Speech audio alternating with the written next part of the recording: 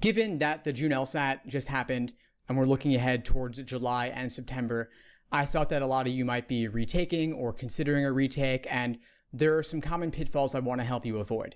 First off, too many students take exam after exam, measuring their results, being happy or sad about those results, and then moving on to the next thing. Now, the problem is that this burns through a lot of recent real LSAT prep test material.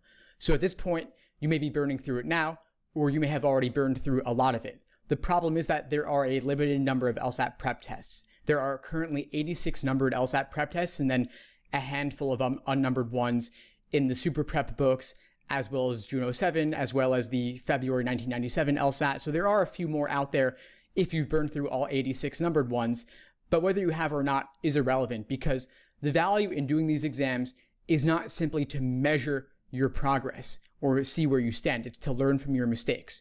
So the biggest key to your success, I would say, is make proper use of your actual LSAT prep tests. Don't feel like you have to do every single one. Don't resort to fake LSAT prep tests. Just use the real recent material.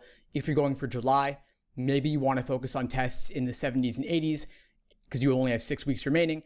On the other hand, if you're going for September, you could pretty much work through everything from exam 52 to present, which is a little more than the past 10 years worth of material.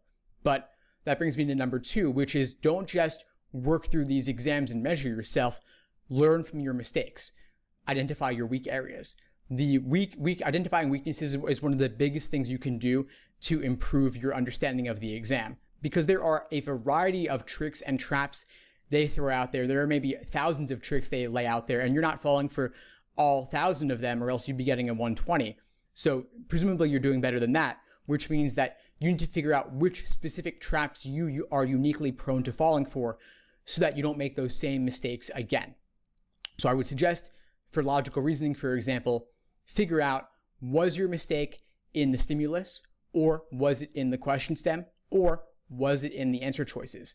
This is number 3 of the keys to LSAT retake success, the review process. Analyze your understanding or misunderstanding and where it came from. If it was in the stimulus, are you properly identifying conclusion versus evidence versus subsidiary conclusion or counter premise, whatever it may be, the different parts of the argument? Or was your misunderstanding in the question stem? LSAC is very clever at using unfamiliar wording and phrases for very common familiar question types. Or was your mistake in the answer choices? Figure out what was tempting about the wrong answer that made you pick it, and what ultimately makes it wrong, and what was discouraging about the right answer that pushes you away from it, and what ultimately makes it correct. You want to do this again and again and again so that you don't make those same mistakes again, because you could really make use of nothing more than 10 LSAT exams ever, and that would be sufficient if you reviewed them in enough detail to get you ready for whatever LSAC might throw your way. Once you have reviewed and identified your weak areas, then you want to orient your studying around that. And so maybe you're taking 1 or 2 timed exams a week and reviewing those.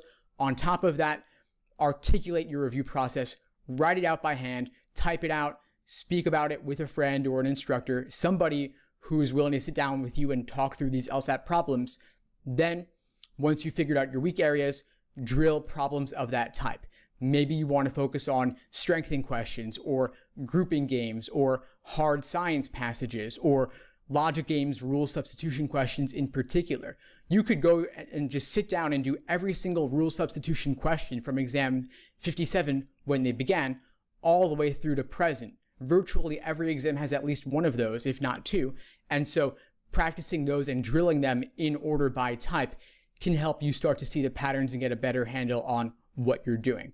So a timed exam or 2 per week, plus detailed review, plus ID your weak areas, then drill them on the side. Everybody's retake process is going to be different. No 2 students have exactly the same retake process. But again, the value is in learning from your mistakes to avoid making them again. I have some LSAT retake study plans I will link for you here if you want to check them out and just get some ideas. Of course, you will have to adapt them to your own personal needs, but I think it's useful to just have a general framework of how you might go about doing that. So I'm putting the links to those in the chat here. Anyway, I hope you found this helpful. Please feel free to reach out if you need anything at all as you move forward with your prep.